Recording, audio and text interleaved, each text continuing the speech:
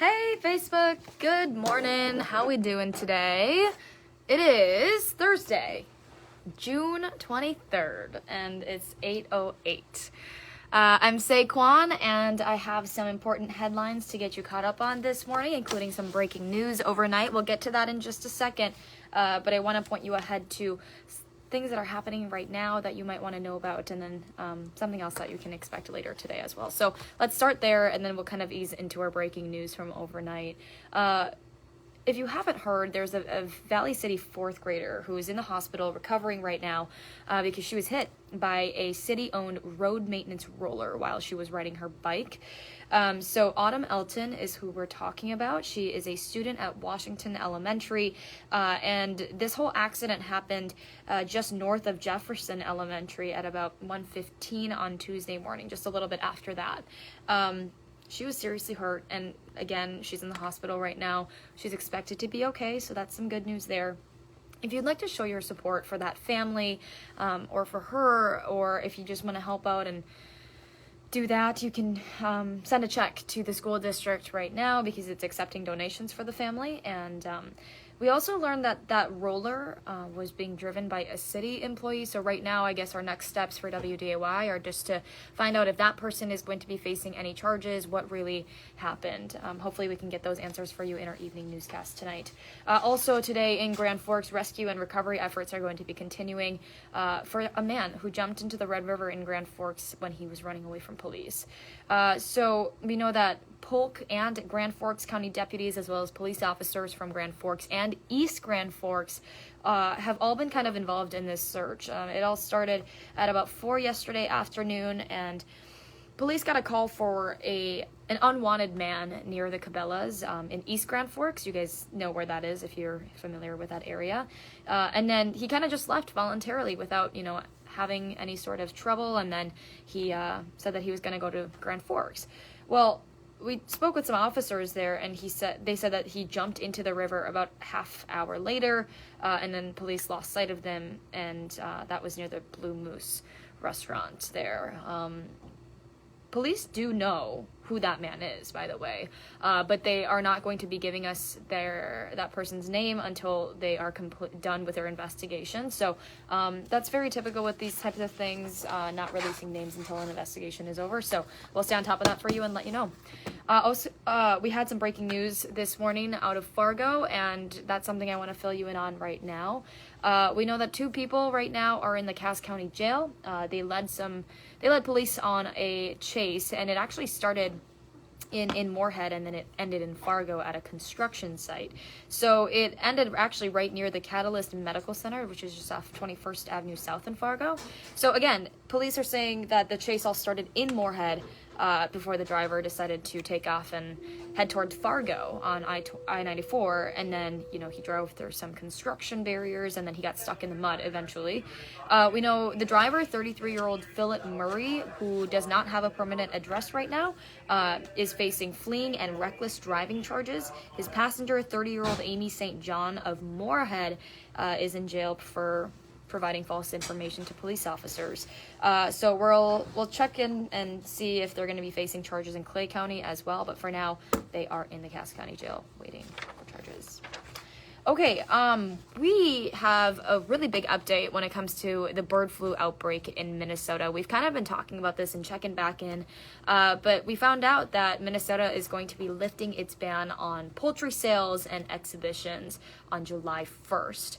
And we took a look at the bird flu case log in that state, and the last reported case was in a backyard flock in Becker County almost a month ago. So a lot of these leaders are saying, it's really slowing down. The spread of these cases is slowing down across the state. So that's what they're pointing to when it comes to lifting this ban. North Dakota, very kind of similar numbers that we're seeing. The state last reported a case on June 6th, so almost a month ago, you could say. And we know that North Dakota is going to be revisiting its poultry event ban in September. So still a little while left for North Dakota, but big news for Minnesota. Okay, we also found out that the North Dakota School Board Association is withdrawing from the National Association because it did not want to get involved with a letter that the national organization sent to the president. This is interesting because we kind of really focused on this story this morning before we went on the air, and we kind of dug into what this was all about. But in this letter, which was sent in September of last year by the National Association, okay, so not the North Dakota chapter, but the national organization, apparently it advocated for some federal intervention and confrontations happening at school board meetings across the country. So we wanted to know if North Dakota was the only chapter that was, pulling out of its membership. And it turns out more than half of the school board associations or the state school board associations have also pulled out because of that letter. They're saying, we don't want to get involved in this either. So we did find out that the national organization apologized, but it was already a little bit too late. It was after these states already withdrew their membership. So I wanted to let you know that North Dakota's chapter is now joining that list of chapters that are no longer within the National Association. Okay, we also learned that the city of West Fargo, or at least the city commission there, is giving the green light, giving a thumbs up, I guess, for a joint powers agreement. And what it's hoping to do is work with the city and the city school district on this new development. So West Fargo Public Schools, we know, would likely contribute that land in the area of the just a little bit west of the sports arena and the Essentia Health Plaza at the lights there. What they're hoping to do is give the school district a third sheet of ice and hopefully bring some more business to that area. Right now, they're just kind of in brainstorming phases, but of course, we'll let you know once a final plan is kind of set in stone there. Okay, sticking in North Dakota, let's talk about this farmland sale, I should say. The North Dakota AG's office right now is looking into a $13.5 million farmland sale in Pembina and Walsh counties, and it could have ties to Microsoft co-founder Bill Gates. We thought that was interesting. So this whole sale has to do with a Washington-based company called Red River Trust, who actually bought this land. They bought that from a potato farming family in Grafton. So under this, apparently under a North Dakota state company farming law that they have, the AG's office says that all corporations, LLCs, are banned from owning or leasing any of that farmland, but there are some exceptions when it comes to, registered family farms or maybe using land for business purposes. But if a company violates that and it does not fall under those exceptions, it could face a fine of up to $100,000. Red River Trust, again, the company that bought that land, has 30 days to respond to this issue, and then we know that the Attorney General, or North Dakota's Attorney General, could be speaking on that matter after they respond, or at least wait until the 30 days are up. So we'll let you know what happens, we'll let you know if they respond, and we'll let you know if they don't respond. Okay, if you're looking for something fun to do in Grand Forks today, there is a fair that's going on. You might probably know about this. It's a local favorite there. It's the Greater Grand Forks Fair. You could also call it the County Fair. And it's located right off of Gateway Drive. You can head out there from 4 to midnight tonight. And then you can go tomorrow and Saturday from noon to midnight, and then Sunday from noon to 9. Tickets, you can buy them online right now just by going to grandforksfair.com, but tickets are going to be $7 for anyone 14 years old and up, $5 for kids ages 6 to 13, and then anyone under the age of 5 can get in for free. So yeah, again, if you're interested in buying tickets, you can just go to grandforksfair.com. Fun family event if you're looking for something to do, but it is going to be really hot, so just a warning. Okay. We also know that a Chase Bank branch in Fargo is temporarily closed, and we're trying to figure out why. We got some emails from a viewer, and included in that email was some pictures, and it showed some signs that were posted on the doors of the branch right on 13th Avenue South. We also found out the ATMs are shut off there. But keep in mind, there are 2 other locations in Fargo. There's one off of 25th Street, and then there's, of course, one in downtown Fargo. So we wanted to see if this one is closed, is the other one's closed. The 2 other ones are still open, but this is the only branch in Fargo that closed. So right now, we're just trying to figure out why, and once we figure that answer out, we will let you know and keep you updated on that. Also, a heads up, if you are at least planning on flying out of Hector in Fargo at least next month, you're going to want to listen to this because there could be some delays. only for that next month. And here's why. Installation of a new 3D scanner at the security checkpoint. And why they're hoping to do this? Well, they want to just make sure that this new technology can make things a lot faster and safer for travelers in the near future. And because of that, you're probably going to see a few lanes of security closed down, because obviously crews are going to need to work on installing the actual thing. So work on this is going to be starting on July 5th, and then it'll finish on the 22nd. So a pretty good chunk of July that you're likely going to be experiencing delays there. Okay, moving on, we have national news to get to today. You can catch the 5th public hearing from the January 6th committee today. And if you didn't catch it, the last hearing, the committee says that its evidence shows former President Donald Trump and his allies tried to pressure the Justice Department into joining the efforts to overturn the 2020 election. Well, today, the former acting and deputy acting attorneys general is going to be taking the stand. You can watch that on WDAY or on ABC News at 2 this afternoon, and we'll have special coverage of that for you.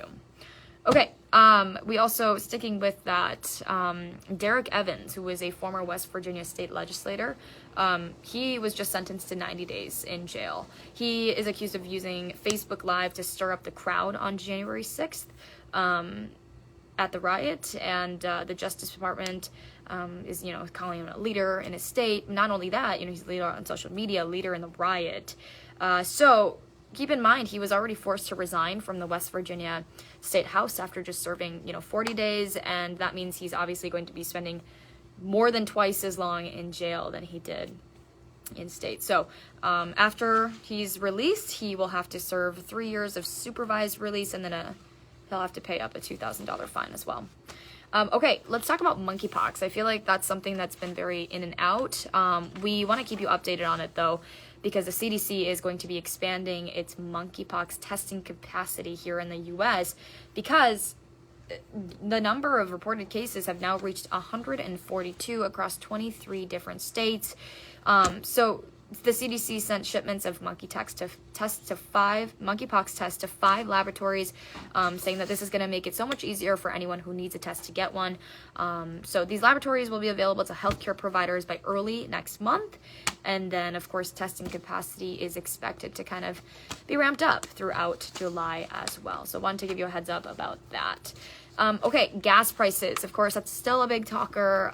But today, the president and his administration, they're expected to meet with several leaders of these major oil companies to try to lower these gas prices and make it a little bit easier on your wallets, because, obviously it's summer travel season, it's busy, and gas prices are at record highs right now. So we know that he's really calling on these oil companies to reduce the costs, and this has been something that he has been working on. He's also calling for state governments to suspend their gas taxes as well, which only we know New York, Colorado, and Illinois have done so far. So expect that to happen today, and we wanted to let you know about that. Maybe some relief could be coming to the pump soon. Okay, Hot Mic with Dom Izzo. Today it's with Logan Campbell. That's on from 9 to 11, WDAY Extra, InForum.com. Logan's got, I'm sure, a lot of great guests on this morning. She always does, and she's been filling in. So make sure you go and join her today. Hot Mic, 9 to 11, WDAY Extra, InForum.com. And yeah, I think that's honestly about all I have for you today. But don't forget, we do have a newscast, 4, 5, 6, 9, and 10, and you can expect many updates to the stories that I just told you about, plus, of course, a lot more when it comes to stories that you haven't even heard about. All right, and if you're hoping to stay connected to that, weather, sports, if you want to live stream something on our website, right now, if you go on InForum.com/subscribe, you can get your first 3 months of unlimited access to InForum.com and everything else that that we have to offer for 99 cents a month for your first 3 months. So again, let's just go on InForum.com/subscribe to get that deal. And yeah, we'll be back here tomorrow morning from 5 to 7. It's Friday tomorrow. So yeah, it should be a full house. Come join us, and I'll see you tomorrow. All right, bye everybody.